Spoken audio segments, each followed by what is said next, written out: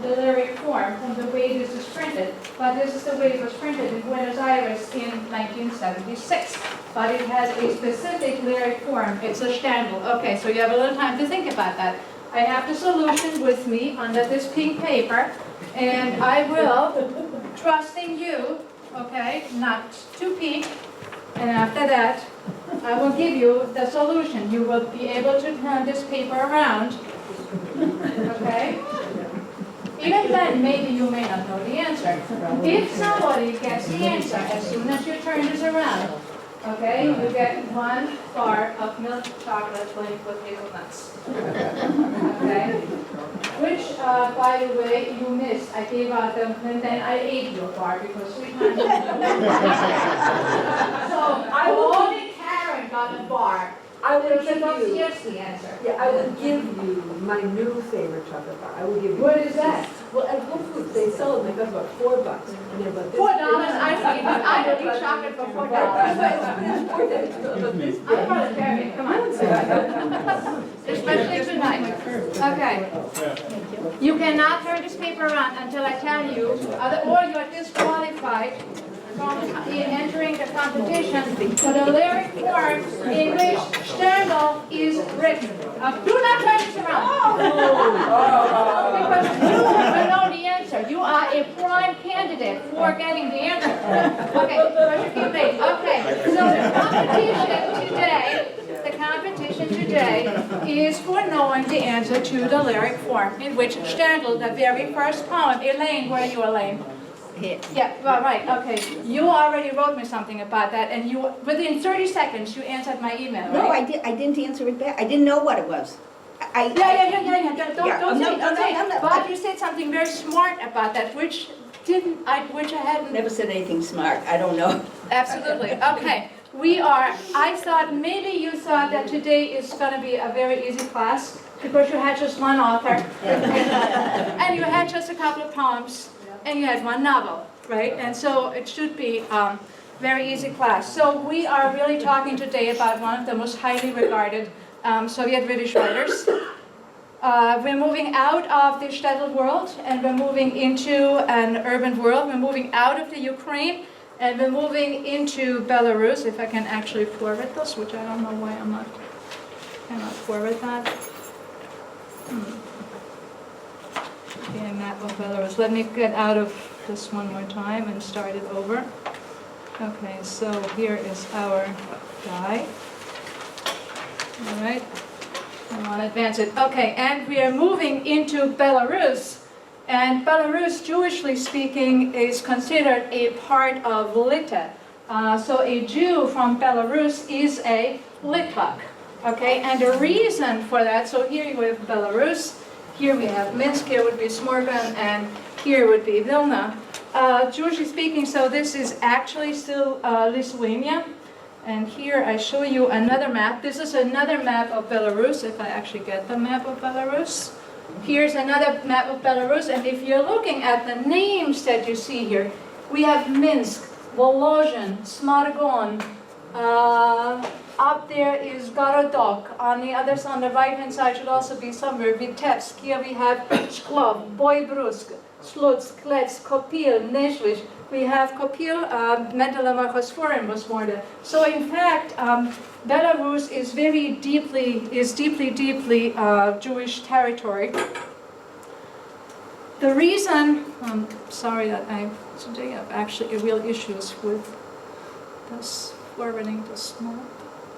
Okay, the reason that Belarus is actually considered Lithuanian has to do with the extraordinary expanse of the Grand Duchy of Lithuania, which in the 13th century was the largest political unit in Europe. And only in 1569 there was a agreement between Poland and Lithuania to form a personal union. So at this time, a lot of this territory, this is actually a map up to about the mid-15th century, you could see that Lithuania reaches from the Baltic Sea all the way down to the Ukraine. This part of the Ukraine was not really Lithuania. So Lithuania was an extraordinarily large territory.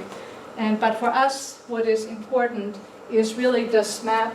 Baranovich, you remember Baranovich, what happened in Baranovich?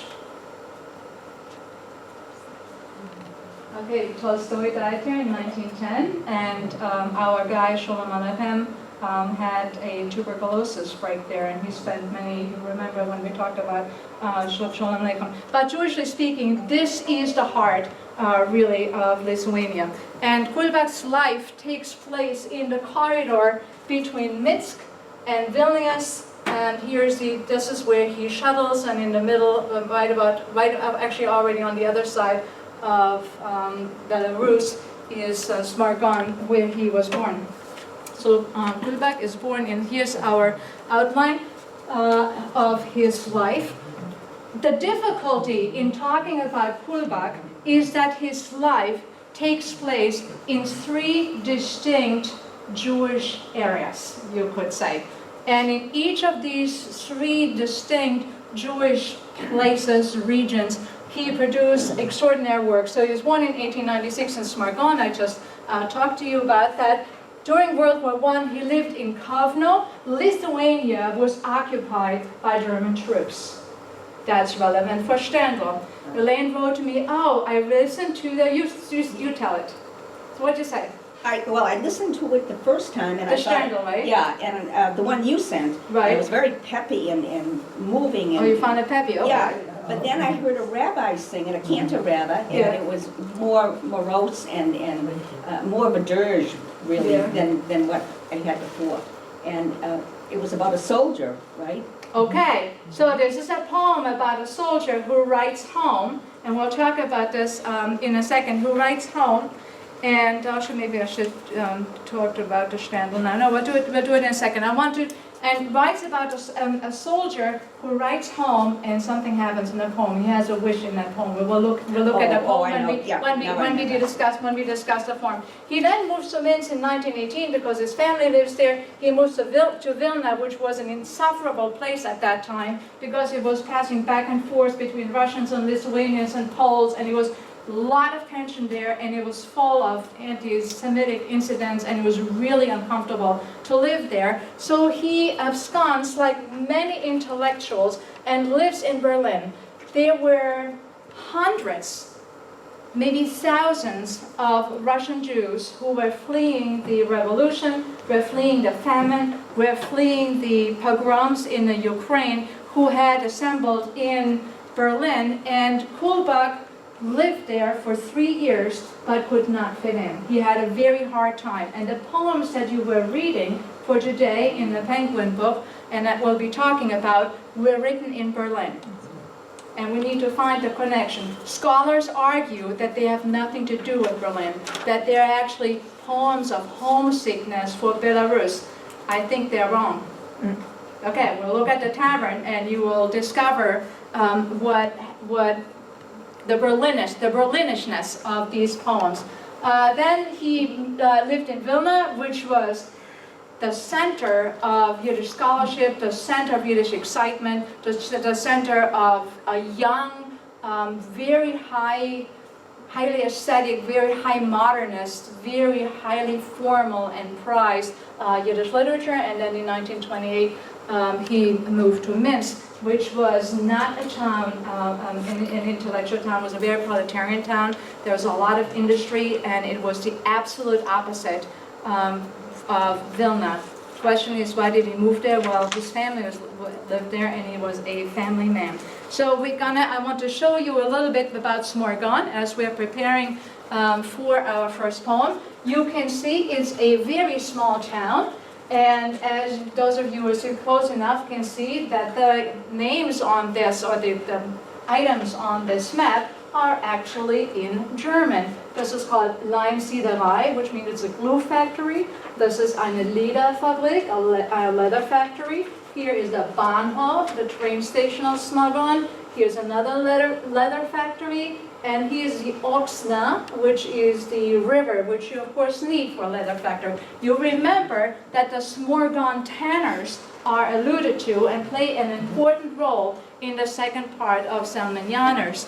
Okay, so the map from which this is taken Hier ist eine Karte des westlichen Russland, a map of Western Russia, the war edition, okay, only for use, for official use, only for use when at work, nur für den offiziellen Dienstgebrauch. This was a map that was made for the German army in 1917. It's an extraordinarily detailed map. I have no idea when the Germans would actually be making this map, but those are the maps that we as Yiddish scholars are using now, the maps that the German army did of Lithuania, which was occupied by them. This is what Smorgon looked like at that time. It's around 1915. This is one of the major streets in Smorgon. It's Wilenska, ulica Wilenska. Says the Vilna Street. It's the street that leads to Vilna. This is the marketplace around 1915. So it looks like any shtetl, okay? But it's a big leather industry. Another view. It's now springtime. The Wilenska Street, the street to Vilna. Here's a marketplace in 1939. Not very much has changed in the 24 years. And this is what it looks today, 2007. So quite a bit different. Oh well. So it's now in Lithuania. There's Lithuania, no, Belarus. Oh, it's Yeah, it's in Belarus now, right? Yeah, it's just on the border. I think it could be Lithuania. I'm sorry, I'm actually not quite sure. And this is the on the Oxnas, one of those churches that's there. Okay, so let's talk about, okay, I'm already in Kovno. So the next stop for him was when he was 20 years old. Now we're going to go to our Standel. When he was 20 years old, he wrote in Kovno. So you see, it looks actually very similar, but this is to the east, northeast of Vilna. These are German troops in the marketplace, and here are the German troops in 1916 in Kovno train station loading up their war material. And here's a view of the Niemen River over to Kovno. And in that city, at age 20, he writes this absolutely, to me, stunning poem, Sterndl, which you listen to, and it's an extraordinary poem. Have any of you from the Yiddish text figured out what the form is? Actually, now I need an English. Does anyone have an English translation? Any bits? Any bits on it? You see, it's very regularly rhymed. It's very beautiful. Sterndl, Sterndl, Bloye, Stafetele, sei mir a Strich, fall in mein Städtele, sehen wirst du a Gessele, noch dem a Griebele, dorten gefind sich mein Horror Bestiebele. Elend allein, bei der finstere Scheibele, sitzt dort vertreuert und deiget mein Weibele. Drehst ihr, du Sterndl, leicht ihren Stupperein, sorgt ihr der Eberste, wird ihr Merachim sein. Fragt, wo macht der Jankele, leidse Briefele? Zogt sie ich lehen und kusch, sehr Briefele.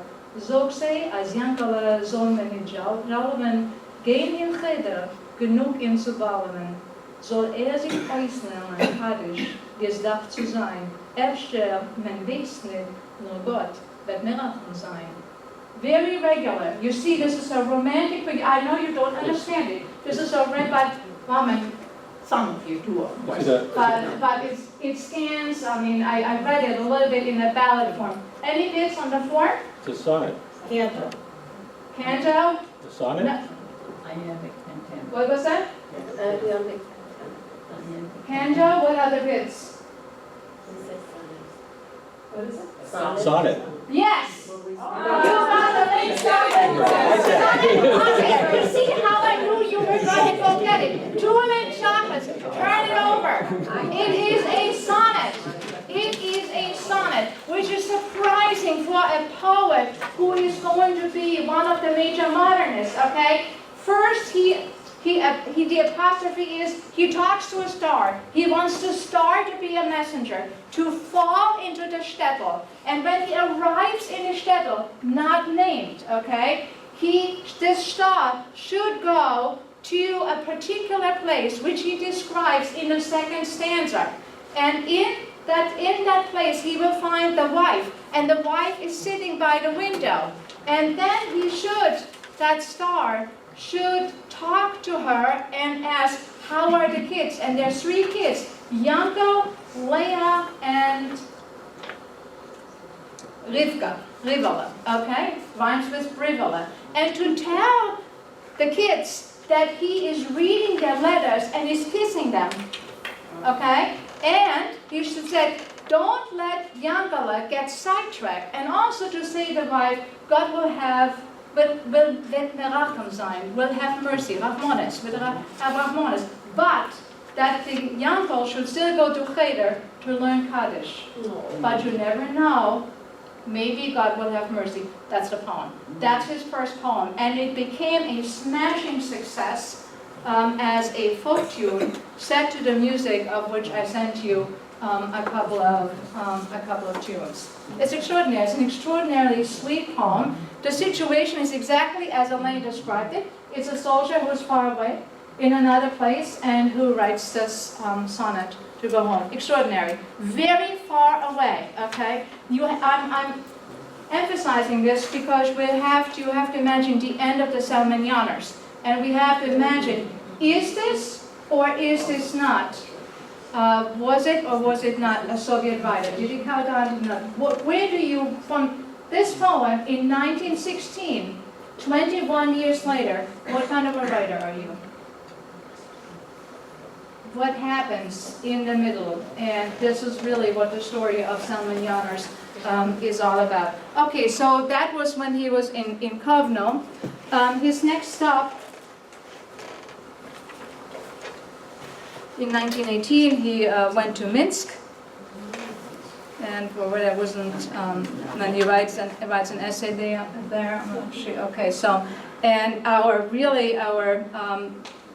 I told you already, and he moves to Vilna for a very short time, and his next stop is that he goes to Berlin, and we already talked a little bit about that. It was, now we're going to go into our first interpretation of the poetry, which you only need to take out now. And he lives for 3 years, pretty much hand to mouth in Berlin, which, as you can see, is a very different place, right? This is Berlin Alexanderplatz. The hookers were there. A great novel written by Alfred Döblin, Berlin Alexanderplatz. I recommend it to you, about the wild life, the violence in Weimar Germany. This is really Weimar Germany. Inflation is raging. This is Friedrichstraße, one of the main streets, bourgeois streets there, in the center of Berlin, goes up to the Brandenburg Gate. And here is the hangout of the Yiddish writer.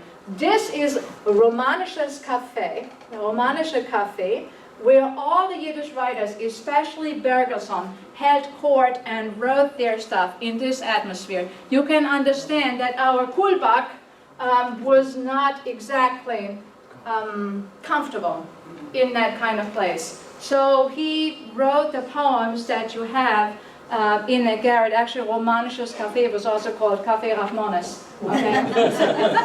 So, all right. So the bit is by the scholars that these poems, I want to spend a little bit of time on them, that these poems, and I want to talk about 3 of them. That is, I want you to talk about 3 of them. In the tavern, at the ball is kind of easy. Maybe you have something smart. 10 Commandments, and then Reisen. Reisen is actually the old name for Belarus, and there is a German word that is very similar to that, that is just as old-fashioned as the Reisen. Nobody calls Belarus in Yiddish really Reisen, and it is called, the German word is Reusen, but it refers to all of Russia, Reusen. So the first thing that you can hear is, and that Kulbach picks up older literary German terms and puts them into Yiddish. The reason he went to Berlin was actually not to flee from hunger and revolution. He wanted to read Goethe, Schiller, Heine. Out of that one coming, so all of the ones, the guys that I was growing up with too. He was in love with High German art. And that was one of the reasons he went there, to pick up the language and to fall in love with High German art. Little did he know what was coming down the pike. You could probably see it already in Berlin and about 13 years later. So, and those are the poems that he wrote. Now, what are we going to do with it? In the tavern. Yeah, I know. You are a I lucky. don't have any. Yeah. In fact, I have 5 or 6 more.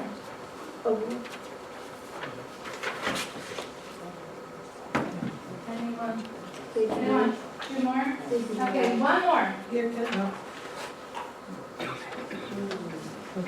Okay. All right, so if you go to page 381, in the tavern, a band of carousers sits cramped in a tavern with dark hair disheveled. The translation is not super great, but that's what we have. They lean and they sprawl on the benches. They sit and they drink in the tavern, a band of carousers. One rolls up his sleeves, he strikes with his hand at his bosom. There's a worm in there gnawing, he says. Someone else starts to speak as he lifts his earthenware beaker. I've slept in the fields of Russia and spent days on its loneliest roads. Now tell me, where shall I bury this body? This wasted life that drags me along, still complaining. Someone else, a tall, affable stranger, smiles and says, there's nothing I've lost, my friend, for there's nothing I've owned. Alone in a corner, a traveler sits, trembling a bit. He mutters, tell me, if anyone can, who it was who forgot me here, in a tavern where my doom is to sit at an empty table, for reasons unknown. It may be that my guardian is wandering about. It may be I'm a shadow, mislaid by its owner, L'chaim. A band of carousers drinks what is left of the time, L'chaim. Drunkards exiled and spurned by men and God, L'chaim. A young woman with pale, gleaming eyes goes to the window. The drinkers turn their faces and send their dull gazes. It makes a one rhyme here. In her direction, but she, wringing her hands, cries out, there's a man out there, ignored at the end of all distance. Behind him, the earth is like fog. He stole away there himself and unlocked the shackles of time. Now he hears the cold, precise, grimly mournful, eternal voice in all. There's a translation error here. The carousers are numbed by vague fear. Mute shape by mute shape, they sit in silent half-dark, in which the woman wrings her hands as she weeps. Her gleaming pale eyes turn darker, they glow like fireflies in withering glows. And then some fellow kisses her, a man with a rubber nose. Okay, the translation error is in all, okay, in all. I just made the point that Kulbach was picking up German terms. It isn't in all. It's a pun in German. What he means is Weltall, which means outer space. So the eternal voice, okay, comes from outer space, from Weltall. Louise, you probably have this word in your vocabulary. The all, okay, the all is rhyming with all. So it's, and of course the translator, not understanding that there's a lot of German words in there, did not get that pun. So, okay, this he wrote in Berlin. What do you make of that? What were your impressions when you were reading the poems? Before we go to Salmon Janusz, we really need to go deal with the poems because that is what Kulbach is known for the poetry. That is what he's celebrated for. It's almost as if Salmon Janusz is an afterthought. What's this poem?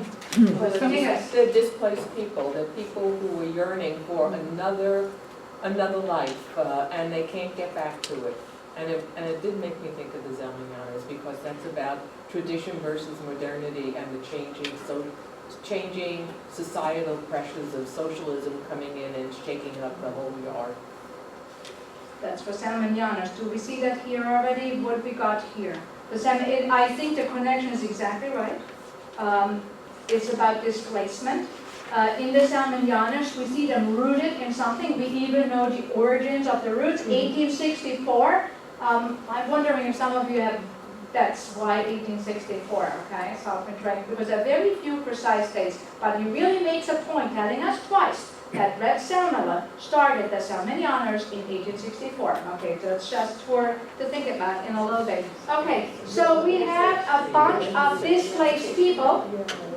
Yeah, the Tsar died and there's a new Tsar. The Tsar died in 1855, right? When they did the Yeah. was served in 1861. 1861, serf liberation. Okay, how's that related to the Salminianas? Okay, so they're working on the land, but they don't have slaves. Okay, they don't have serfs.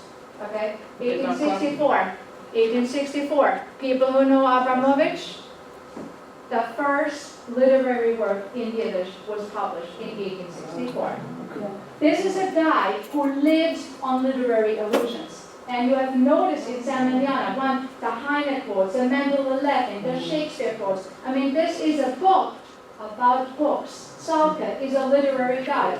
Judah is a literary guy. Judah is, I can never read the Salminianas without actually referring to Usu. Okay, Salke, Judah.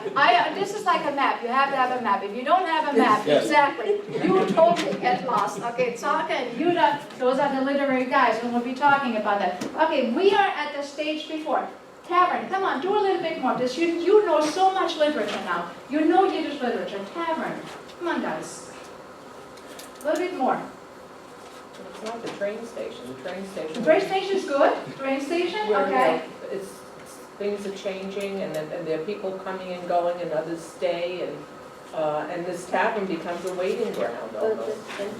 Okay, guys, could you just please connect this to here? Come on. This is John. These people don't fit anywhere. The people don't fit in. Okay, Berlin was called the largest train station of Eastern Europe. Why? Because the Jews came, they stayed for a while, and they moved on to America. Okay, this is really a poem about the Jews in Berlin.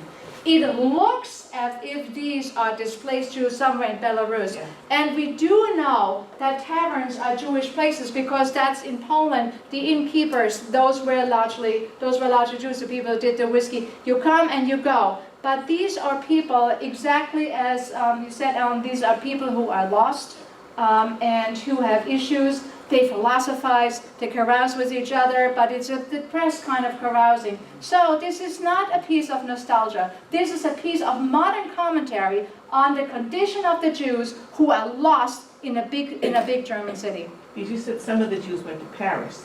Some went to Paris. So what's the difference between the ones that went to Paris and Germany? He wanted to learn German. Okay, the difference between Paris, okay, what could be the difference between Paris and Berlin? I mean, yeah, it looks a little bit sort of like Paris, okay. But first of all, the language. If you speak Yiddish, you can sort of make out German. That's one, okay? Second, lots and lots of Jews in Berlin. Lots of Jews in Paris also, but if you remember Kurs, and here I want to put in a plug for the course we're going to be doing after that. I will take a 1-year break, but in the fall of 2018, God willing, Yirtzeh Hashem, okay, I will do Marcel Proust and the Jews of France, okay, and we'll be looking at that. So the Jews of France, if you think Marcel Proust, were not of the accessible kind. Those were high-class guys. So you could be a schlumpy kind of Yiddish writer and you could still sort of make a living in Berlin. But you couldn't. It was a proletarian town. You could sort of fit in. Lots of presses. Russian press, German press, Yiddish press, people who were interested in high art. There was something going on that was accepting of strangers, sort of in the way Berlin is now. It wasn't really that different. I mean, they're really sort of like trying to create a modern cosmopolitan Berlin. And you could feel very philosophical there. It's a very philosophical piece in many ways. I'm picking up on German scene, especially with the Weltall. You could think Hegel and Schopenhauer and Nietzsche and all sorts of things if you really wanted to do that. But what about they had been occupied by Germans? So who they? The Russians. Oh yeah. So I mean the Lithuanians. Yeah. But there's only 10 years later. Less than 10 years later, they all pick up and go to Berlin. That's odd. I mean, the war ended in 18. Yeah, in 1918, right? But there's revolution, there's famine, and there's 200,000 people killed in the 1920 pogroms. Kharkov was famine, Kiev was famine. In Moscow, you couldn't really work because it was famine. So if you could pick up and go to Berlin and get your books published, yeah, why not? Okay. Yeah, that's what they did. You could also, because of the inflation, if you had any income from America, and many of those Yiddish writers were publishing in America, you got paid in dollars. Boy, that you could just stretch $1 in Berlin. So yes. So the previous thing is that 5 minutes before I walked in here, I got an email that the person I'm named after was born in 1878 in Kovno. In Govno? Yeah, Yeah, you're Litvak, I would have said. yeah. Congratulations. But I mean, this came right before I came in. She was born in 1878 in Kovno. So here are the connections. The other person was born in 1878 is Martin Buber. All right, so we are moving on to the ball. Any, My twin. you're spiritual twin, okay, yeah, sure. I mean, I think some of the words that he has, I'm a shadow mislaid by its owner. Yes. And I believe in it, and I noticed the same thing in the book we read. There was a lot of poetry words, and there was a lot of poetry phrases in there that would really, the images was fantastic. The images are wonderful, and the Yiddish is very powerful. The Yiddish is very powerful because the meter is beautiful, the rhymes are beautiful. This is a person who crafted his poetry. I read in this collection that came out in 1976 in Buenos Aires, the person who put it together had the wonderful thought to put a couple of biographical essays in.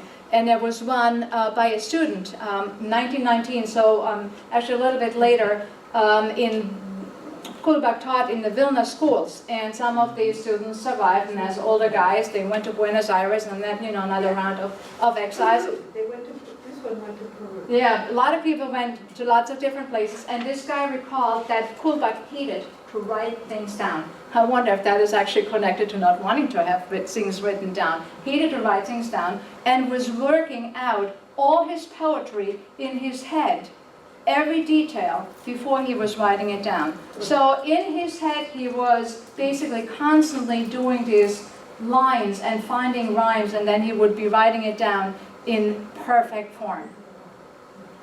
Okay, when you go through the rhyme scheme, if you read any Yiddish in the sonnet that we described, that's just that the rhyme scheme is just absolutely exquisite. Yes, and then I want to go to the ball, and then I want to go to Before we leave this rising. one, have any ideas about the man with the rubber nose? Yeah. That's a complete, That is, okay, John, come on, you're a psychiatrist, you can tell us. I have no idea. That threw me totally off, and it's not a mistranslation or anything, that's exactly what it just at says. the end, it's I don't know. so weird. A clown? into the- What do I don't know?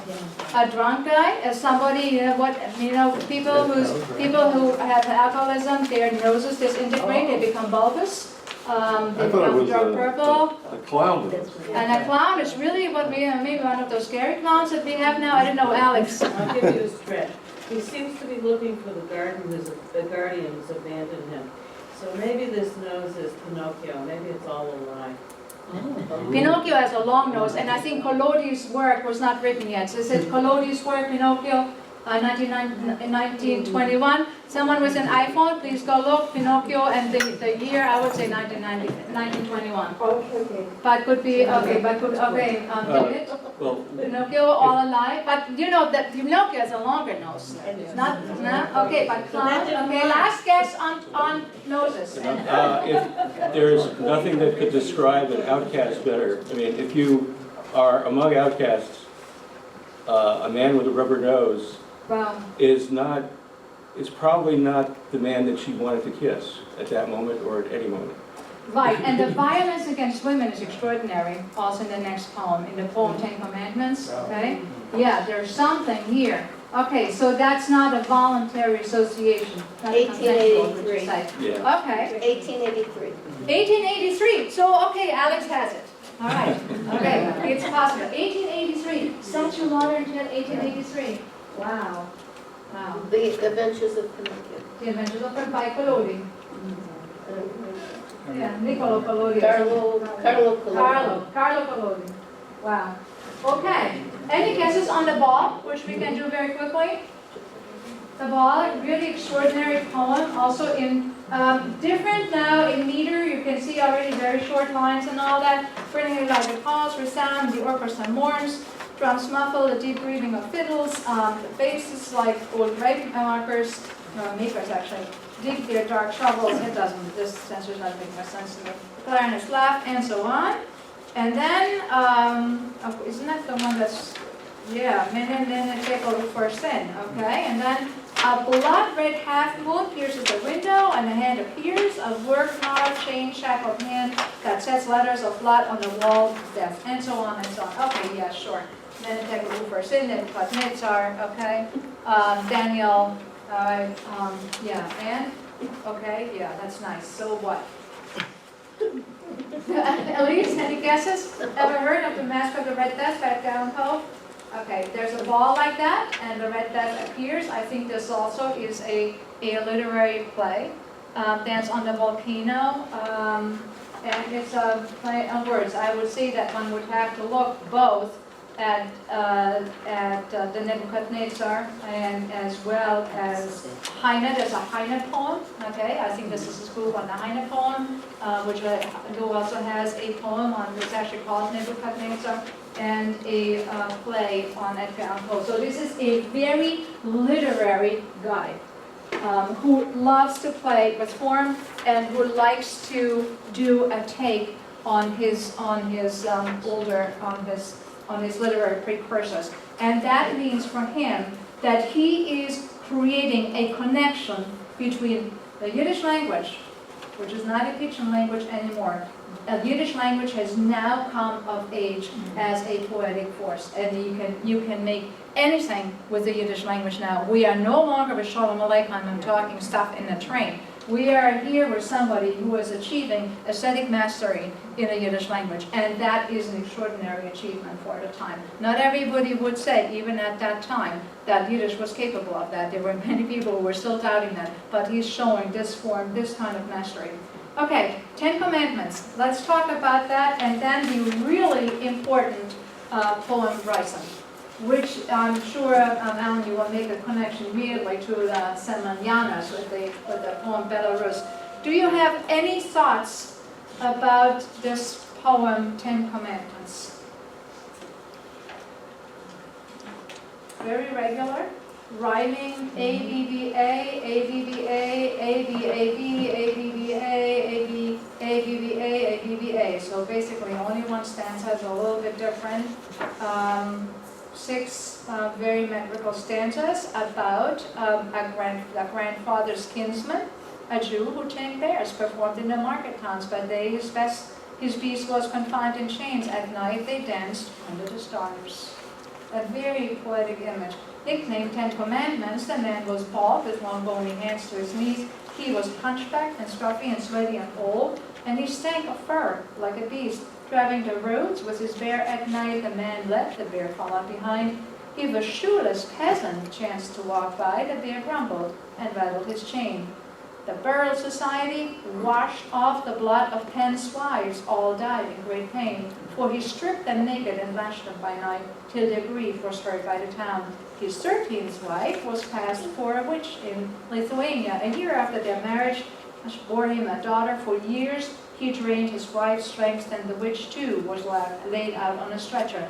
10 Commandments he was, a man who tamed bears and performed in market towns. By day his beast was confined in chains, at night they danced under the stars. Wow. Exactly. Okay. That's the guy who wrote Stendhal. That's a different man here. This is a guy rattled by German Expressionism. And at the same time, you're going to go for German Expressionism? reaction was the Expressionism. Was German Expressionist in the violence? I think Egon Schiele paintings of violence against women. And at the same time, there's something else going on here. Why is the beast, he's the beast, He's not the the beast. bear? And why is the beast called 10 Commandments? The beast is controlling the Jewish people. I think it's Well, the God. kinsman is called 10 Commandments, right? So the guy's called 10 Commandments. Not the bear. Not the bear.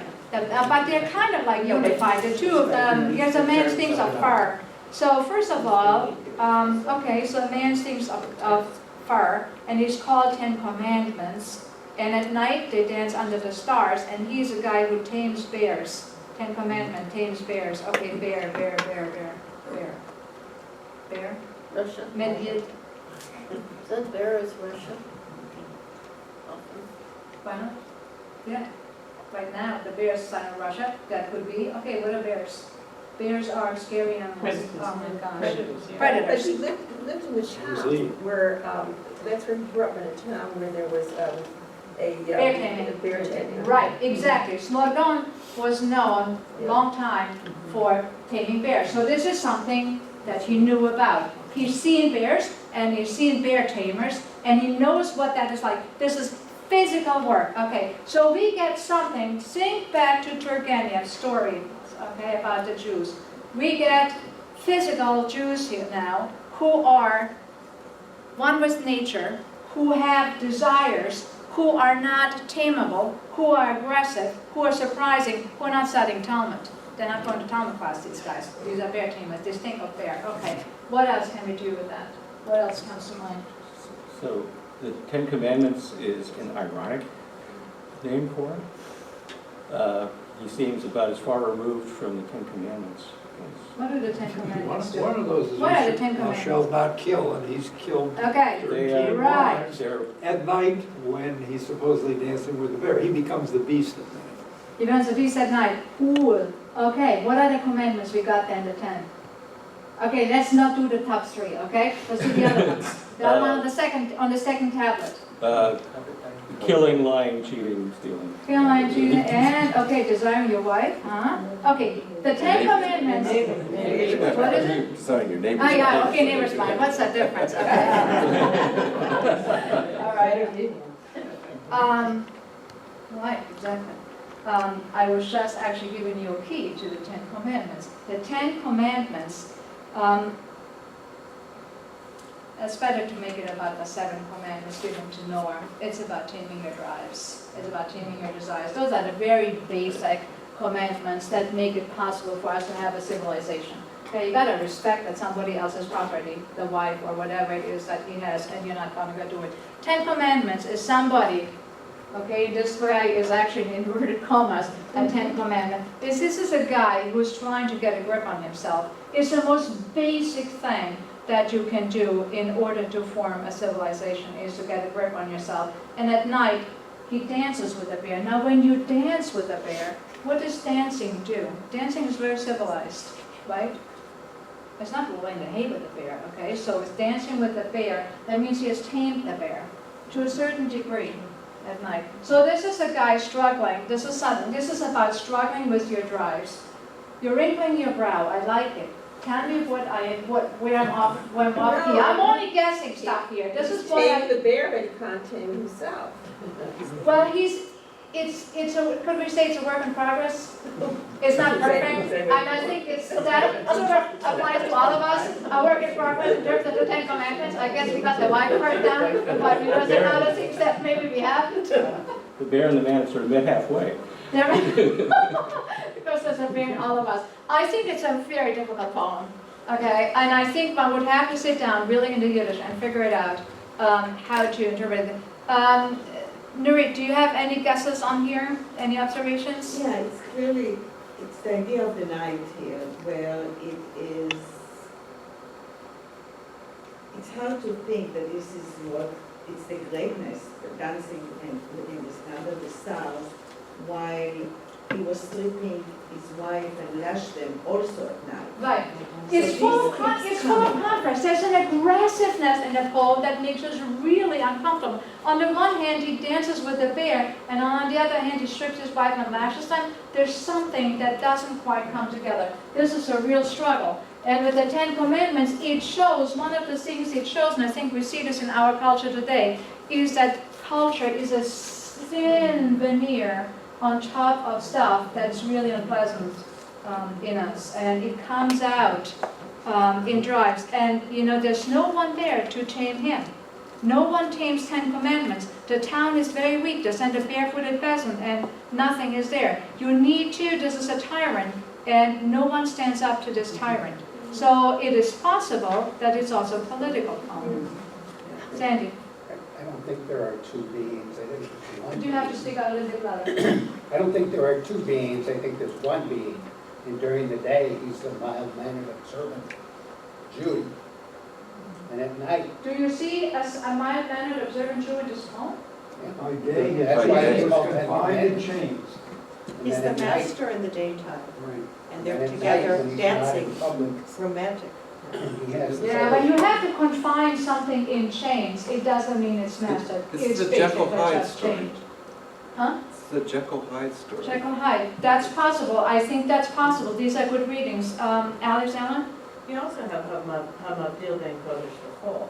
at night when the stars come out after Shabbat, it's cold. So during most of the week, he's really secular. He's very far from Aseret HaDibrot. He's very far from any kind of ritual observance or religious life. He's way off the charts. Wow.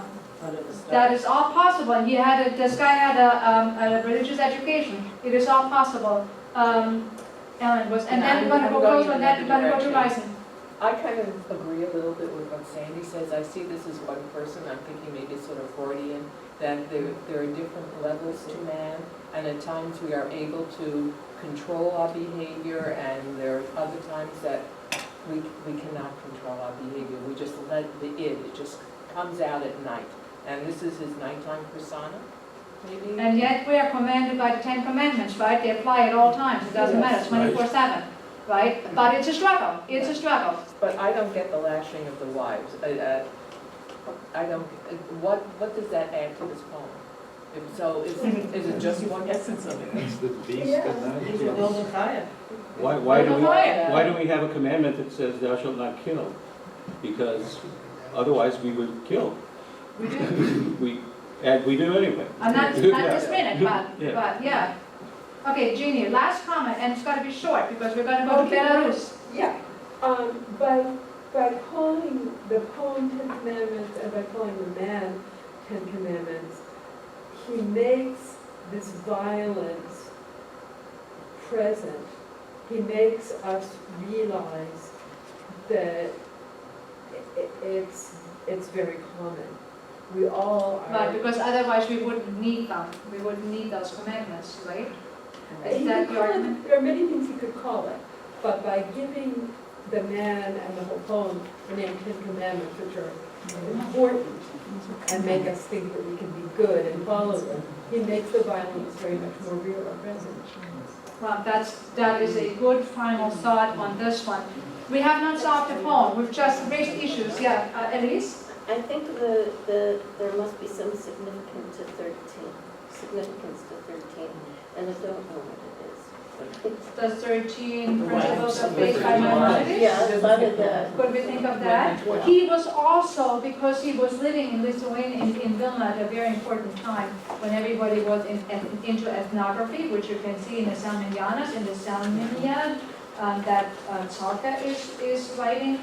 There was a lot of folklore also in his poetry. So it is possible that it's also a folklore motive, that there is definitely a folklore motive. We're getting back into folklore, and it is an attempt to really square the circle, which is to combine Lithuanian motives, Belarusian motives, folk motives from the Slavic domain with a Jewish motive, and you can feel it doesn't quite fit. She was a witch in Lithuania, right? What's Ten Commandments got to do with a witch in Lithuania? Okay, but this is where the Jews live. This is the kind of lore that they're picking up. So it's not just about the different levels of people we are.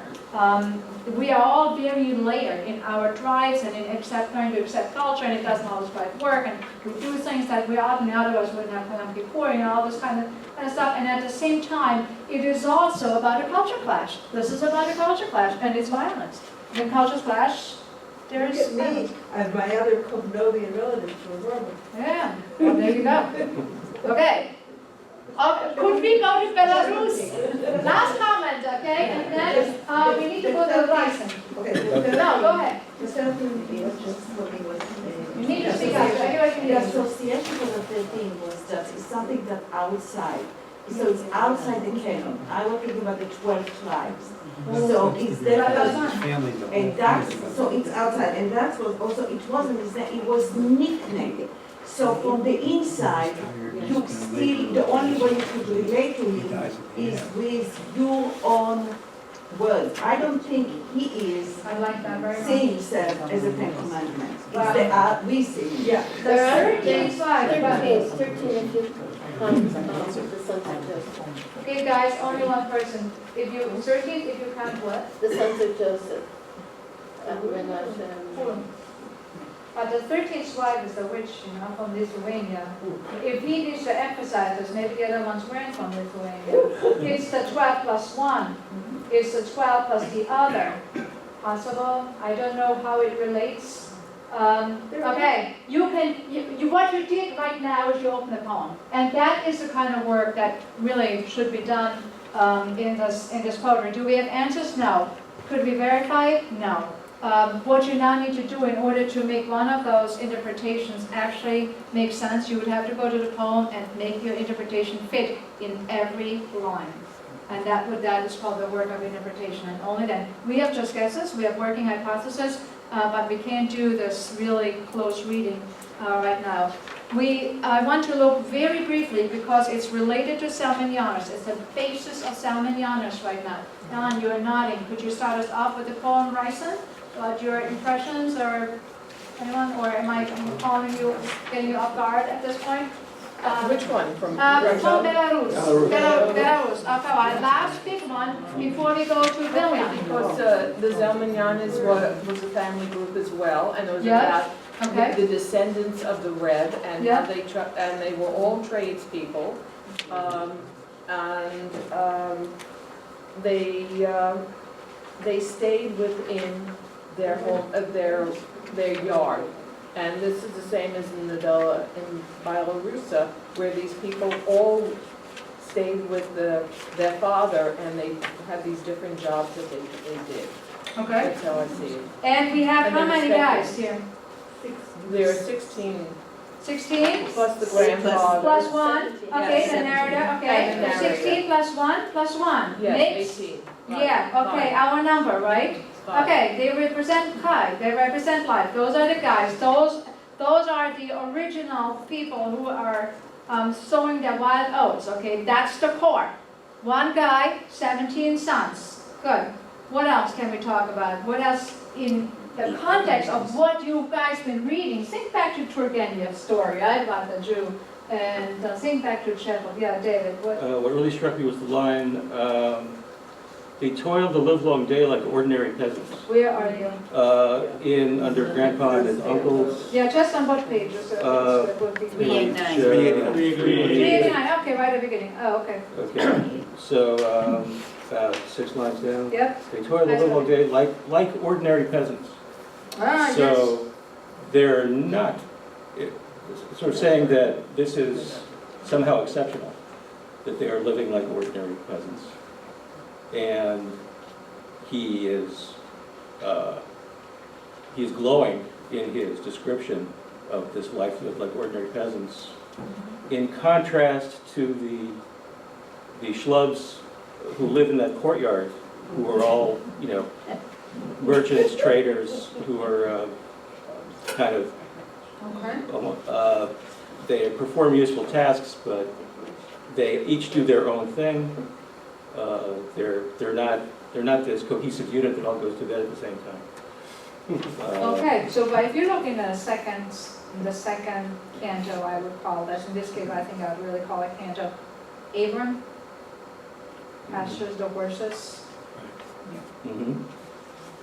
Look after the horses, he had food in a sack, he's wrapped in a sheepskin. That's how Abraham died. That's not so different from what we have in the biblical times. Okay, so I think there's a connection being made. On the one hand, yes, the Jews are rooted in Belarus. Boy, would the Belarusians be upset if they knew that the Jews are thinking that, right? This is a very radical thing, to locate the Jews in the land of Belarus and make them a Ur kind of family, and locate their Abraham, our Abraham guy, in that pasturing the horses there. Okay. But it's this. And Abraham tilted his face toward the heavens. So what is happening here is precisely what we were talking before about the bear. There's a fusion going on here between two different cultures. On the one hand, with Belarus, with Ryazan, with White Russia, and on the other hand, that's where the Jews are settled. And they are going to make this their home. Think back to Jabotinsky, okay? He didn't want the Jews to make their home there. This is a territorialist. But then they were exiled and forced into the cities. Right. Okay, our guy is in Berlin right now. Oh. Okay? Now, why would somebody in Berlin write a poem like that? What happens here? You can write a poem like this as a distance. That's almost a piece of nostalgia. I think it was, that's why, I thought it was nostalgic for them. That's right. because you're looking back, and in looking back, you're creating for yourself a foundation to stand on. You can't do it when you're there, but you can do it from afar, looking back, and nostalgia is to recreate something that you have lost. Both the biblical past with Abraham is gone because of secularism, and the Belarusian past is gone for him because that is where he's exiled from, which is what we read in the tavern. And so it goes all the way until we have the legacy, which is very, and then we have Nastasia, of course. Here comes our witch.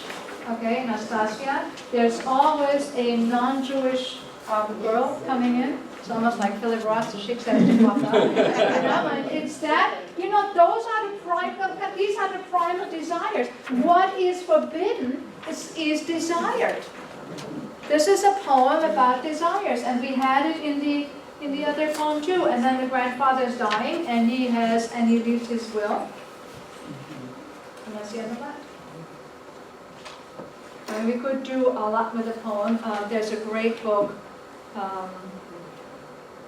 by Simon Schama about verdant nature, something like that, which has a first chapter on the forest in Belarus. And all I could think about when it's a very visual, it's the word called the Verdant Cross.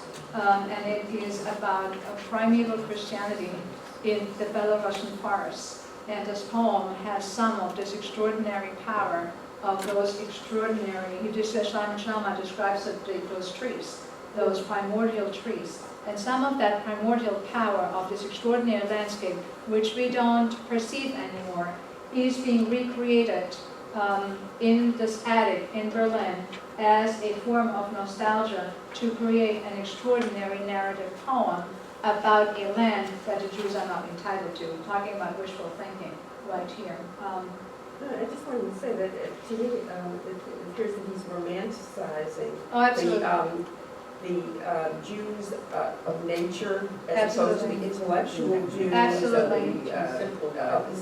of pious Jews, the people that we usually read about. These are If the you read poems invisible like Jews. Montano If you're reading literature, Yiddish literature, these are the essentially invisible Jews. Absolutely. He's bringing them. Yeah, I agree, and I think that the influence of the Romantic poets, who also write about nature in that way as a foundation myth, is very strong on him in this poem. So thinking about what he wrote in Berlin, that there is no connection. This is the influence of Romantic poetry, not of Heine, who was an ironist, but of Eichendorff and some of the other Romantic poets on this extraordinarily literary writer, trying to recreate for himself or for the Jews a foundation myth that the Jews are located in that primeval landscape, was saturated with some biblical allusions like we have in Abraham, who brought the horses to pastures, not that they were any horses when Abraham was alive, but sheep and camel and all of that. So obviously they were mentioned. I'm not trying to be silly, because it's really in here, it's a guy and the animals, which of course here are tame. All right. Let's go to his next stop. So after he went to, let me see if I'm actually, okay, so he was in Berlin. He couldn't really fit in. He wrote the poems that we talked about with all the different themes, trying to think about Belarus, trying to locate the Jews there, trying to do his own Romantic poetry, trying to do foundationalists, playing with language, but living hand to mouth and knowing that with the kind of poetry that he was writing, which was romantic rather than expressionist, which was not really modernist, although it had some forms of modernism, he could not really make it in Berlin. And in 1923, he went back to Vilna, and Vilna was really where he absolutely hit his stride. So this is a view of Vilna. Let's see where we actually are here. He published his major works there, okay, and we will now be looking at his most famous poem. And I will give you another translation of that, which is Vilna, while I am pulling up another I give you another translation because the one by Leonard Wolf is just not up to snuff.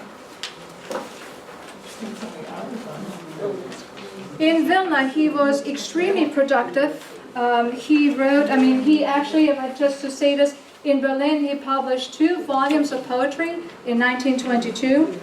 One Lieder published in Berlin and Neue Lieder published in Warsaw, it just means new poems. And he published the poem Belarus, by the way, the poem Reisen, was published in an American magazine in 1922, in Die Zukunft.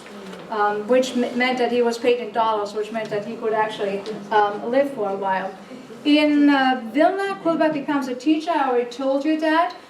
He was adored by the students. He was worshipped by the students. He taught in the Realgymnasium. He taught in the Jewish Teachers College. He taught literature. He ran theater shows. He was very popular as a dramaturg. He put on plays with students. He traveled with the students. He gets married in Vilna to Zelda and has a boy, Ilya, born in 1926. And he writes most of his works in Vilna, including in 1926, just as his boy was born, this poem Vilna. This is another view of Vilna. So as you're thinking about the poem Vilna, which we'll now be reading, which is his most famous poem, have some of these pictures in mind. Here is a street scene. Here's a Zamkova. Another's, here's the Vilja. There's another street in 1938, where it ends in a Jewish section. And here is our friend Kulbak. Very good looking. The hair inspired a real style. Looks a little bit like Kafka with the eyes. Inspired everybody had a lock like that. That's another very famous poet, an extraordinary poet, H. Leivik. Here, and I pulled this up for Eugenia. This is your namesake. This is Jakob Gerstein. And he was a choral director, a famous choral director in Vilna. So related to you. Here is Leivik, and this is our guy Kulbak, same big ears like Kafka, same hair, just short hair. Everybody was in love with him, everybody. Okay, so some of the pictures here, as you're thinking Vilna, okay, poem Vilna, this is a Wasserträger, water carrier, 1922 in Vilna. And another, this one open as we're talking about the poem Vilna. Okay, poem Vilna. What? It's extraordinary. Now it's in the old quarter. I think it's actually taken 1930, it's just a little bit, so it's just a little bit later. Okay, Vilna. Do I have another one? Yeah.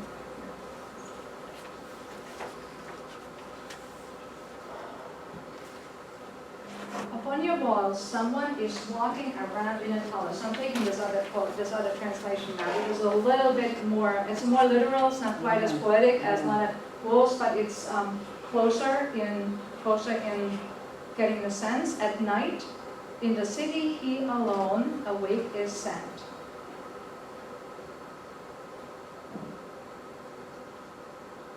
Okay, is anything strange in this first line? Upon your wall, someone is walking around in a talus at night. In the city, he alone awake is sad. You don't wear talus at night. You don't wear talus at night, do you? Okay, right. Except Konidre. Except Konidre. Ooh. But then you wouldn't be alone at night, would you? Right. You'd be with your guys. Okay. On your way, you have to walk through it. Usually you wouldn't be walking around the wall anyway. Okay, all right, but, okay, in Isaiah, which I forget, chapter 6 or something, there is a line about, I give you guardsmen who will walk around on the walls and they will not sleep. Okay, here's an allusion to a line in Isaiah, which I can give you the reference to. Okay, and Jerusalem, this is about Jerusalem. You can walk around the wall, on the top of the wall. You can, on top of the wall. Yes. Yeah, okay, yeah, good. Okay, what's the other name for Vilna? The Jerusalem of Lita. Yerushalayim de Lita. The Jerusalem, okay, right off the bat, we get the old name here for Lithuania, okay, for Vilna. On your wall, someone is walking around in a talus at night in the city. He alone, it actually means sadly, he is awake in Yiddish. He listens. The old veins of great alleys and synagogues are awake, resounding like a hoarse, dusty heart. You are a psalter, laid out in clay. You are tehillim, it says in Yiddish, laid out in clay and iron. A prayer is every stone, a melody every wall. When the moon trickles down into your alleys of tradition, and the naked and ugly cold beauty blanches forth, your joy is sadness, the joy of deep basses in a choir. Holidays are funerals and consolation. The clear, shining poverty, like quiet summer mists on the street corners of the city.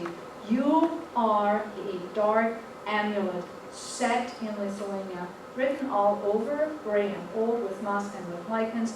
A sefer, religious book, is every stone, a parchment, every wall, paged through mysteriously and opened in the night. When on the old synagogue, a frozen water carrier, his little beard turned up, stands and counts the stars.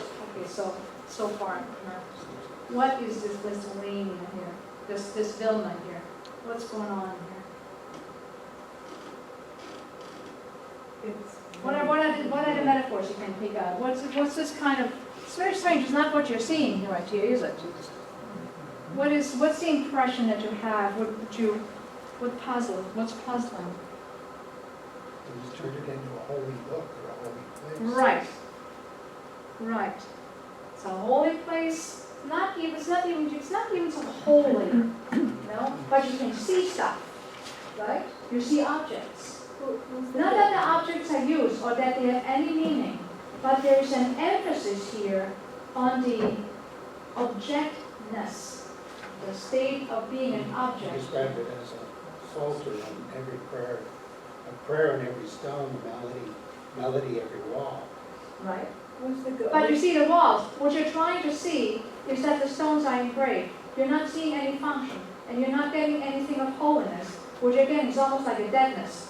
Okay, you get a conjunction of that the stones have some form of meaning, and that you can see them as something else. But when you see the tehillim, you're not hearing the tehillim. You're not seeing the function. You're not getting any emotion. But you get a real thickness, a deadness, a jumble of objects that one means that are overlaid by a lot of historical dust. But you have a hard time making it out. Ellen, you are wrinkling your brow. Yeah, this line, in a choir, holidays or funerals.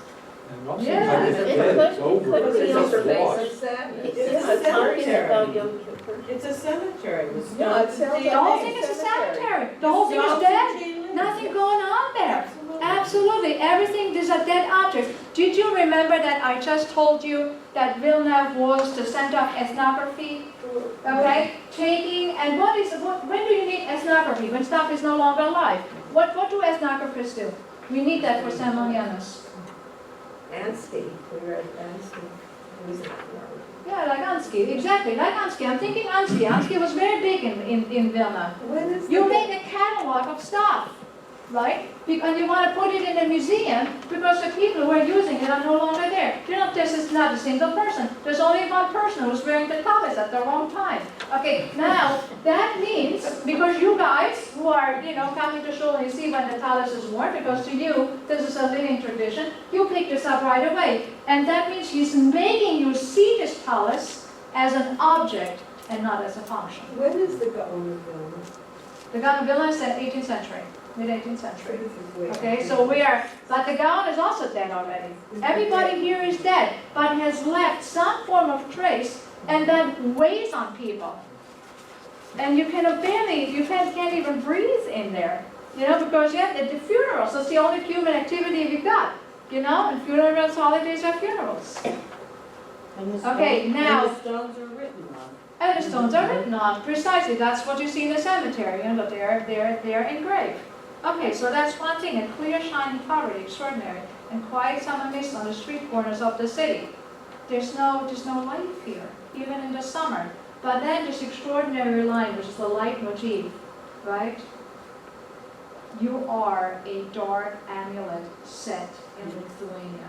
Do something like that's an extraordinary line. This is a dying society. This is a society that is passing away and it's moving on, and these are the remnants of what used to be. We don't see the society that's moving on, we just see the remnants right now. Yes. We just have a catalog of what's there, and on one hand it's all stone, and on the other hand it's all written, and we know that which gets written and very images gets put into stone, and now, very in the middle of it, we get a step back, and it is almost as if you have Google Earth view, and you look down on Vilna, right, bird's eye view, and you are an amulet set in Lithuania. Do something with that. Amulet. What's an amulet? A talisman. It's a charm. token. It's a charm. Okay, what's it look like? It's something, it's an object that's written on, right? And what does it do? Isn't it like a Changes your fate. Yeah, I know, you are entitled to not notice because of course we're Jews and we don't have amulets. Okay, so it's your first contradiction. Okay, the essential Jewish city is called an amulet. What does an amulet do? The psychiatrist is work on. There, you know, they heal you. Even if you have read enough, Yiddish fiction, okay, you know that when the women are in distress, they go to the Slavic witches and they get themselves an amulet. Or they go to the Rebbe and they pay a lot of money to get an amulet where the Rebbe writes his name and he kisses it, and then they go home and you have an easy childbirth. That's what an amulet is. It's an object with some holy words written on, and it works if you believe it. That's what an amulet is, okay? It works when you believe it. Okay, the same with Lithuania. It works when you believe it. Suzanne, I'd like to be able to know, can we discuss this book? Because I spent so many hours reading. We got it. it. Okay. All right. Now, yeah, fair enough. Okay. Fair enough. We are also, oh, yeah. Is it okay? I did not know it was 9 o'clock. Is it okay if we go to 9:30? Sure. Okay. Any objections to that? Okay. So many honors. I had no idea it was so late. Okay. So many honors. Okay. That's his family. There were 6 brothers. Okay. Label, Ilya, Isser, Wolf, Moshe, and Shlomo. I'm sorry, the picture is really bad because it was really bad in the original. It just is. That's our guy. And Label and William and Shlomo survived because they made it to America. They went to America. Okay, that is he with his wife and the son who was killed by Germans in 1942. And this is with a Zionist. So should nobody say he became a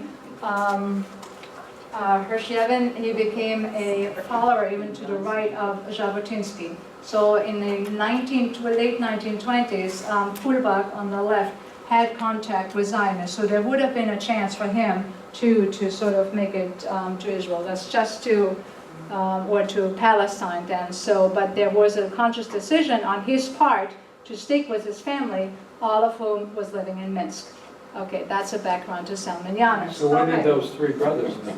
I tried to trace them and I couldn't. There's one Kulbach, now they're spelling them, so their names a little bit different, Kullback, who became a very, very famous NASA mathematician.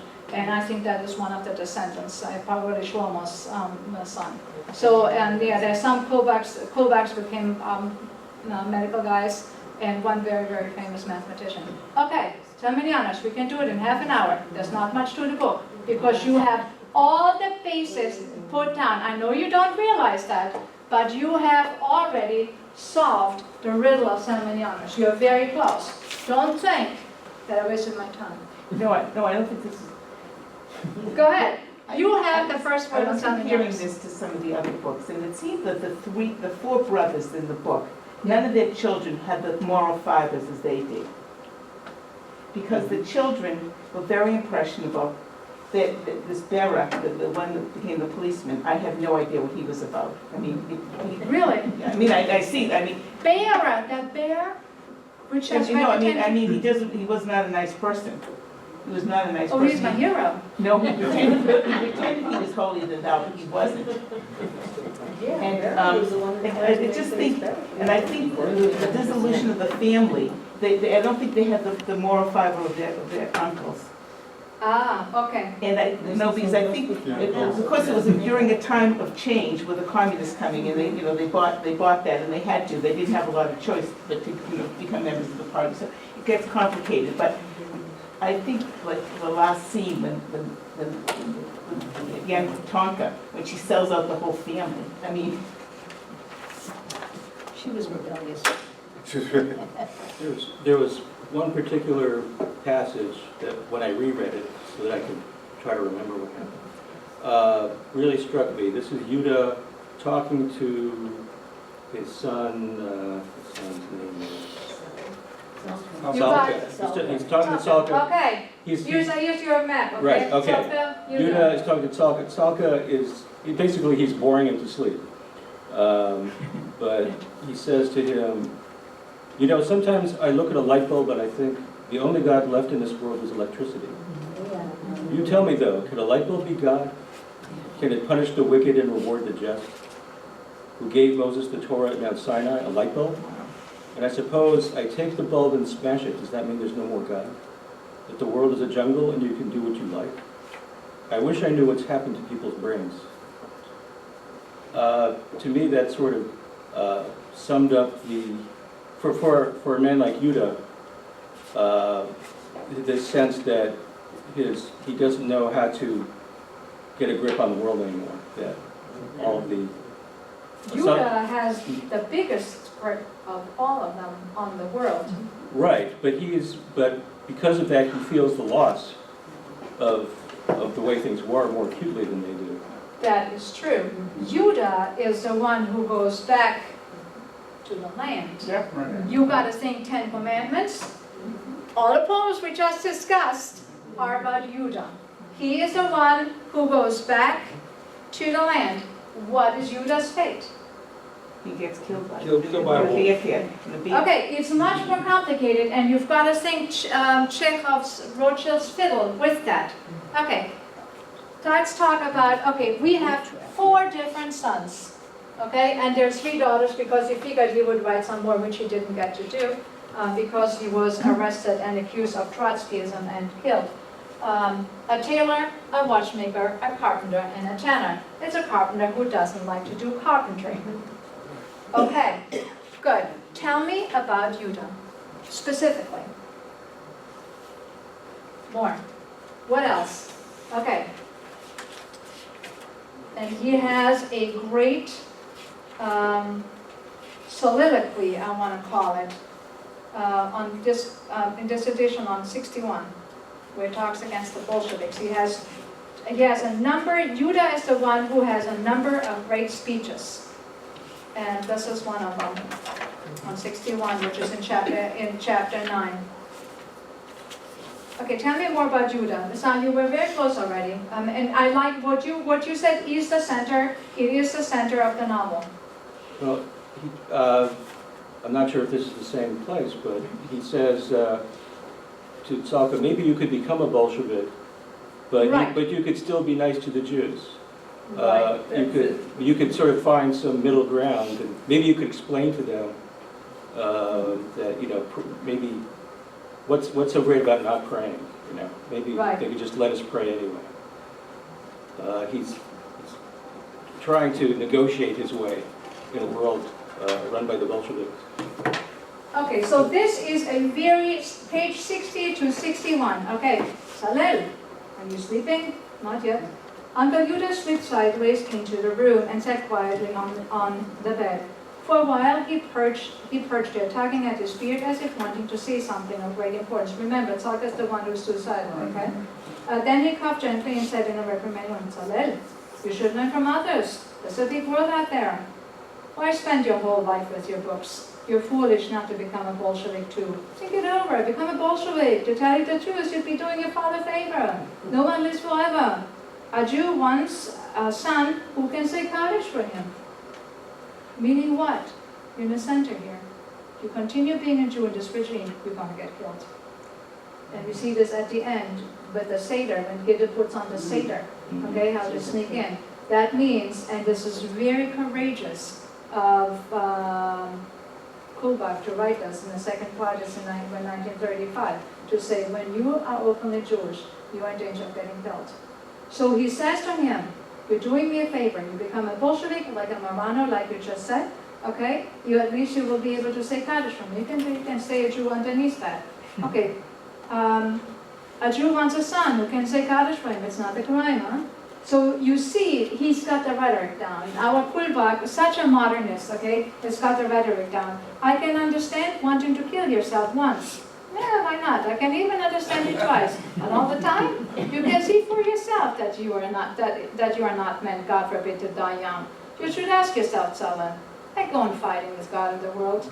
And when Judah fell silent, he glanced at a shaft of moonlight piercing the shutter and resumed in quieter, more confiding tones. Now you see, whatever he says is not true. It's irony here. And Sullivan knows that, okay? But he's just checking things out. You think I have a low opinion of them? Look, that isn't so. The Tsar had to go, that's for sure. He was one big nothing. But the other one was a big nothing. Falke. Falke is the other one of whom it is said he's not a big nothing. But for them to begrudge us, the little Jewishness we have left, it isn't right. It isn't right at all. In fact, it's downright nasty. Look, there. A Jewish wedding should be a Jewish wedding. A circumcision should be a circumcision. A Jew should pray now and then too. Why not? What's so wonderful about not praying? What harm did the prayer ever do to them? Listen, Sally, what harm did a prayer ever do to them? That's the reason he got killed. Okay? That is the core here. So we've got one of the line of Salmon. That is obviously the Jewish line, the carpenter, who then goes to the farm to connect with our guy Abram leading the horses to pasture, right? What is his other track, I want to say? He plays the fiddle. Okay, and when, forget which of the daughters it is, who is upset, and he stands near, on the other side of the wall and he plays the violin. Okay, and how is he killed? Okay, now we go back to the Poem Tavern. Okay, and you go back to Rothschild's fiddle. Remember that Rothschild's fiddle? When the guy is called, in this case a non-Jew, is called to the Jewish wedding, he is called to a simcha, and he plays, and he drinks, and he then dances with the bear under the stars. He goes, okay, you're back to the poem, okay, you did the work already. It's the same motif. He goes with his fiddle. Music is, according to Schopenhauer, that which can free you from the drives. Music is that which liberates you from the drive. Schopenhauer called it a consolation in life. He dances with his fiddle under the stars, and he is so out of his ordinary realm. He's so with himself, so with the Weltall, so with the universe, that he isn't seeing old story, that he doesn't see the philosopher looks at the stars, falls down. It's a Greek tale. Okay, it's a Greek, and he falls into the pit. Except that the peasants' metaphors have dug this pit. And who is in the pit? A wolf. And what does a wolf represent? Your drives. Okay, here is a guy. Okay, you have, again, the same contradiction that you had in the poem. You have the guy, 10 Commandments, our Judah, who is so out of himself, that is so with himself, so liberated from his strife, so at one with himself, dancing under the stars, and at one with God, and with the all, you could say, that he is even liberated from the 10 Commandments, because he's just an essential human being at that point. Okay, united with a bear dancing under the stars. It's the same as the poem. You did some in Janus when you were doing the poem.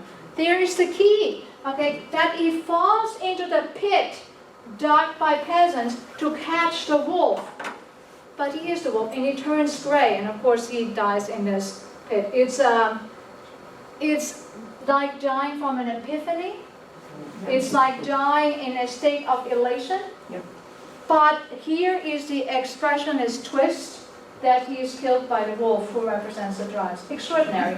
It's a forcing together of opposites. On the one hand, utmost refinement in being at one with music, as it is described in German philosophy, and on the other hand, torn apart by the drives. Extraordinary.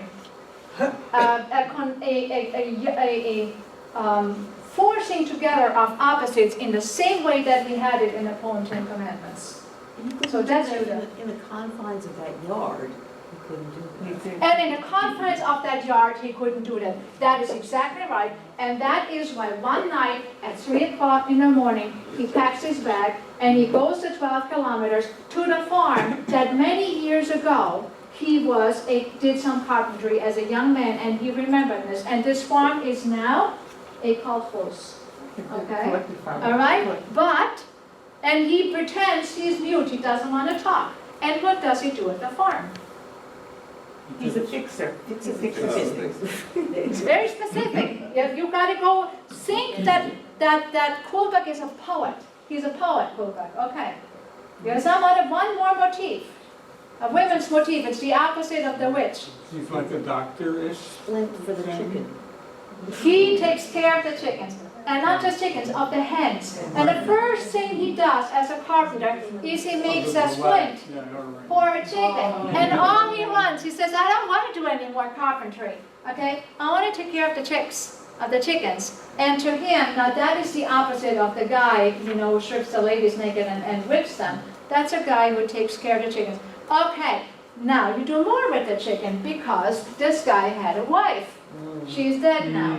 Oh. All right, okay, David, give me the wife. You see how you did some mananas already? Okay. She died with the chicken. Right, you died for a chicken. All right, so they're all cooped up, okay? They're all cooped up, and the Germans are cooped up, sorry. And she's sitting opposite the shochet, okay, the shoichet, the kosher slaughterer. And she has a craving for chicken soup. Does she have a craving for chicken soup? I'm not so sure, but she's got a craving. And she goes out with the slaughterer, okay? And they both get killed by the Germans, okay? Now here's a woman who gave into the drive. Slaughterer? Is that what you were saying? We don't know. We don't know.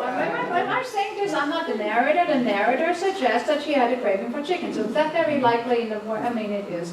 And she grabs the chicken and gives it to the slaughterer, and they both killed. Anyway, she's killed next to the slaughterer. That's all I'm saying. Okay, you was up for grabs. All right. So anyway, but it is someone who gave in. It's a lady who gave in to the craving. Yeah, women are weak.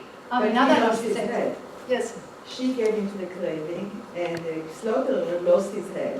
And the slaughterer lost his head. And the hand is philosophizing. That's right. That's right. All right. Okay, so that's Judah. Okay, he is actually really, and he has a son, Salka, who is very bookish. Okay, and one of the absolute brilliant sections in there is the parody of an ethnography.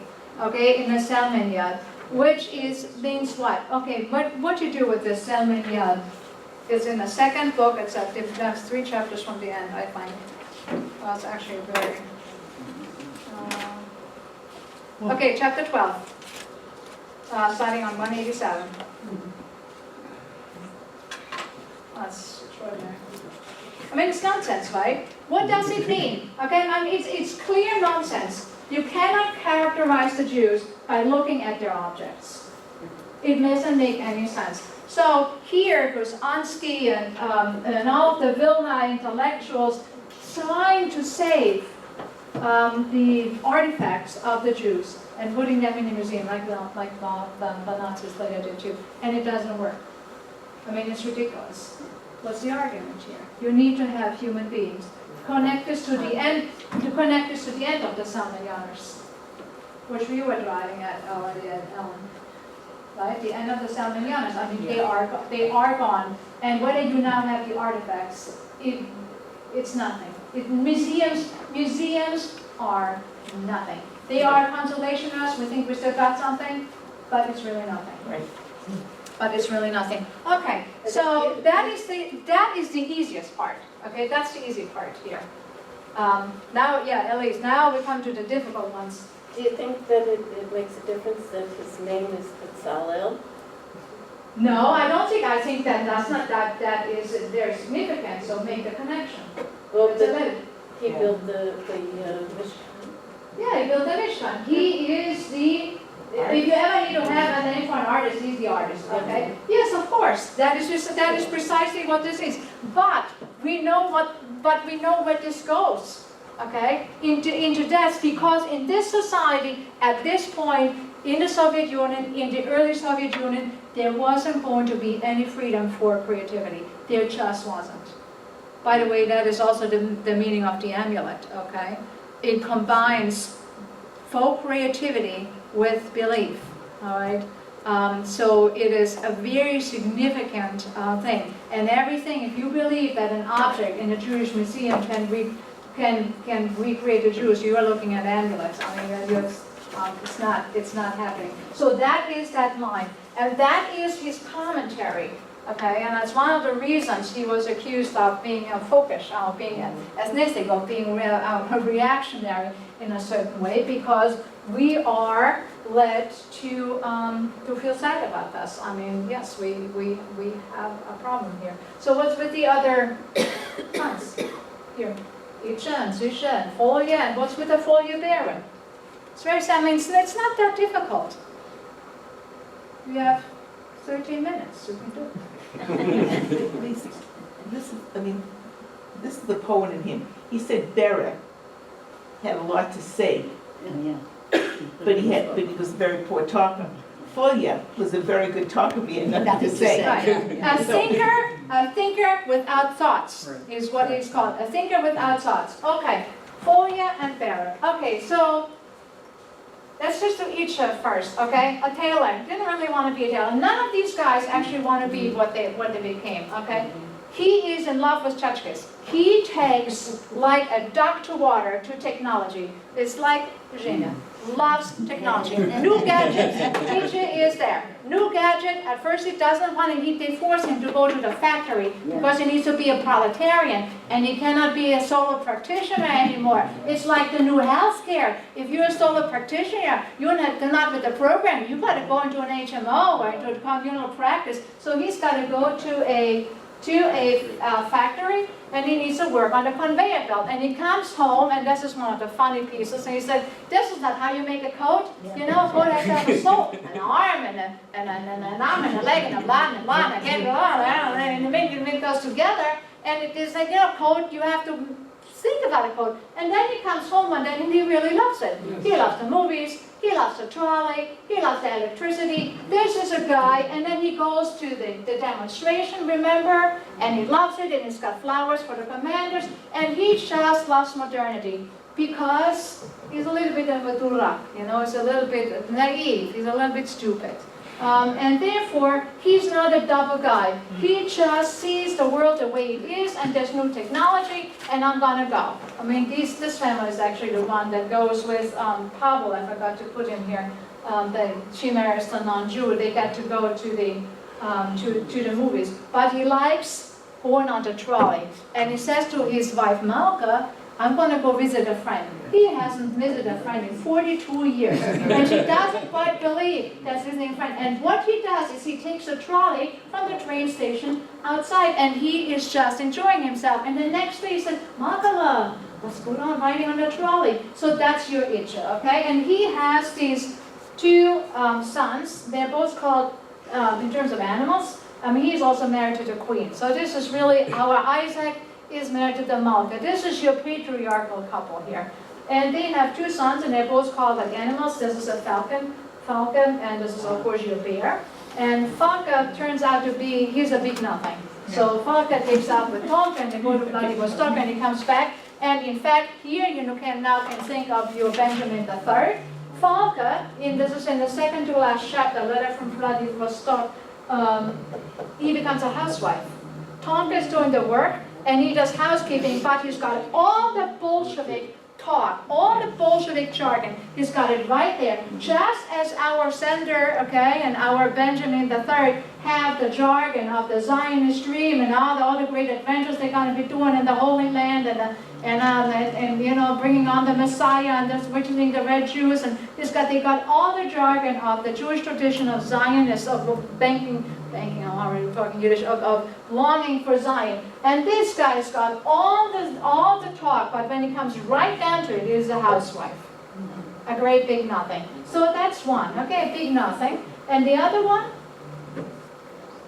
is a door. The other one is a bear. The other one really does practical stuff. And what's his first outrage? Chapter 3, book 1. Electricity. No, before. That's the bonbon. That's the It's against compensation. religion. It's against religion. Ah, okay. What about religion? Come on, be a little bit more precise. This is always about weddings. He marries this Chaika. He marries Chaika, okay, of Judah. This is the religious, okay, Chai, okay. This is our Chaya here.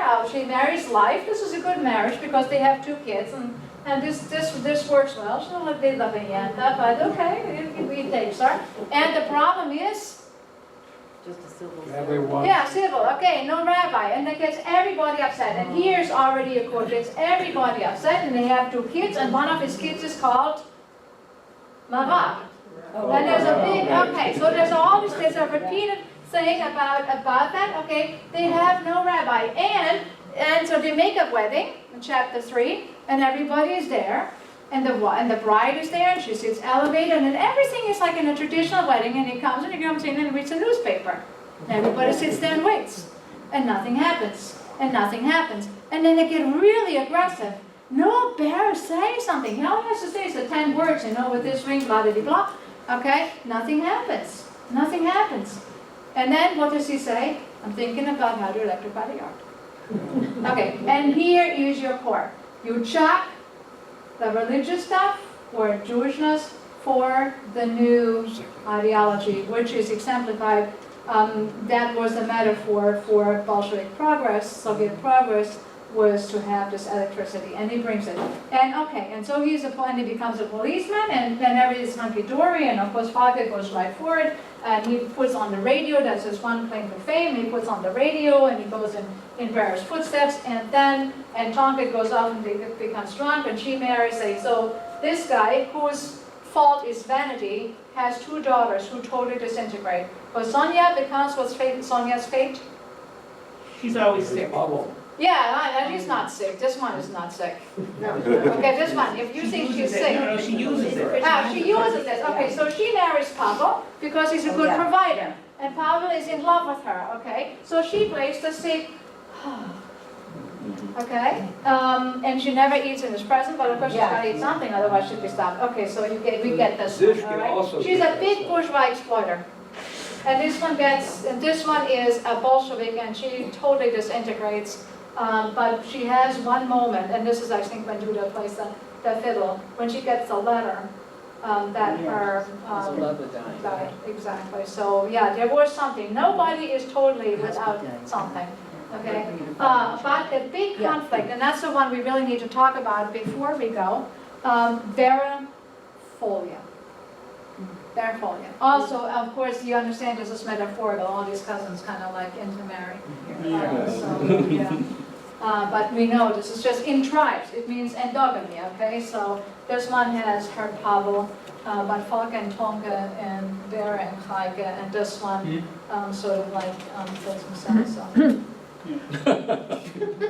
And these guys are the little ones, and he has many kids, and she is a nobudnik, this one. Okay, so she is the one, she is basically like Tonka, yeah. Why? Because she should be, she should be wiped off the face of the earth. You can barely remember the name, right? But she is the big betrayer at the trial. Okay, so how does the trial happen? And this is really our last thought for today, and we really did good work. Okay, what's barifolium? At first, they are really, from the beginning, from chapter 2, they are at loggerheads with each other because he is, okay, so is what is it? The inimicality between Folia and Bear, uncle and nephew. Bear is very successful and Folia is not. Folia is always jealous, okay?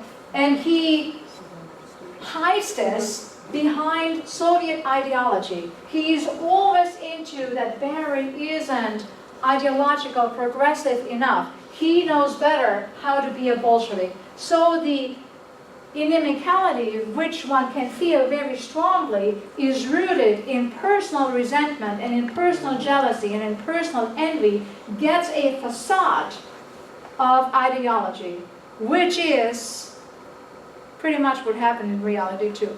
People are always human beings and will use the regime and the strictures of the regime to get even with others. And that's precisely what happens. Okay, but Barry is not Durak. Barry is not stupid. So he does something else. So what does Barry do? First of all, because probably he was ratted on, he gets called on the rug. Called on the carpet, I think. Called on the carpet, okay? And gets a dressing down that he isn't proletarian enough. We know that accusation, and we know that that's coming from Follier, because Follier's always said that. So his old buddy from the Russo-Polish War, which we know from Babel, okay? And we have a little bit of that before, calls him to the carpet and gives him a dressing down. And they kind of like try to figure out how that goes, because normally you would go to jail and you'd get killed.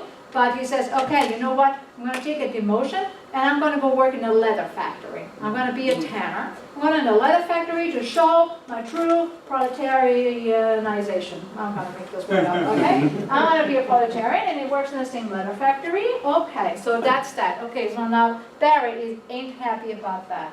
So he's going to think, and he's thinking, and he notices something, which is what? Follier steals a coat. Huh?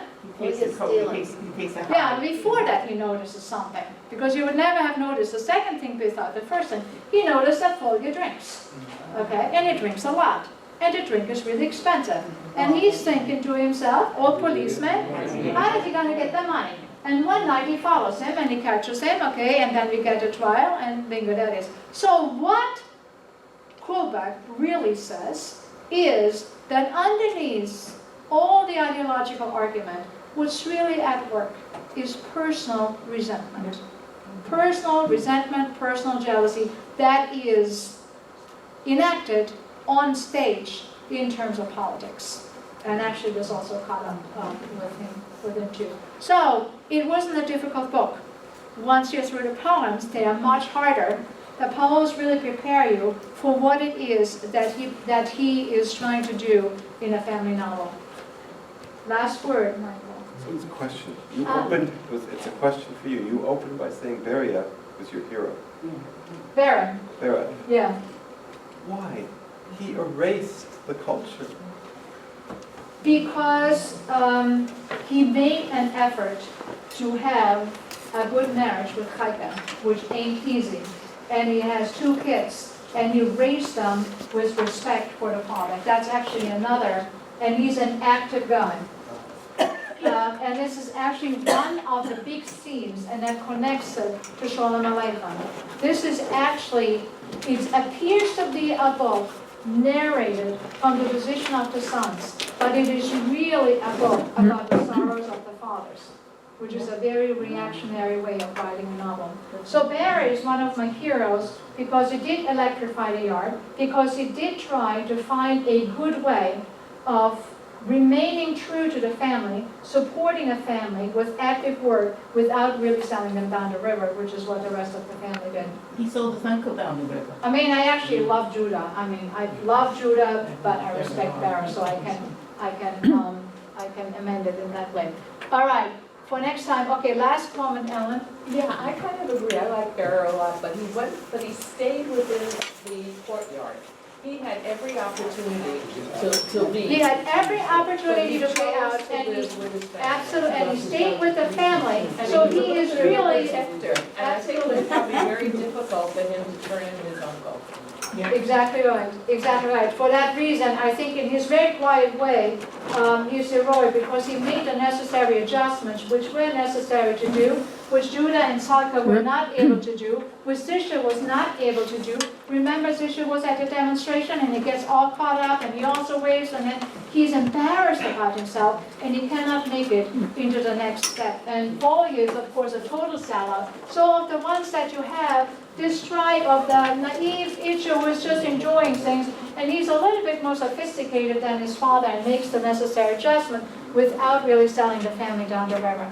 Okay, for next time, Irfan Petrov, I may send you one of the short stories. I'm not sure if I can find it in English, but the 12 chairs are, oh my gosh, they're wonderful. If you have time, please look at Gogol's Dead Souls, okay, which is necessary to know for dead chairs. If you have time to read an extra book, I recommend The Golden Calf, which is the sequel to the 12 chairs. I will send you a link to a film, a Russian film, that was made of the 12 chairs. It has English subtitles. You are not allowed to watch the film before you have read the book. All right? But I will send you the link very shortly. I will see you in February.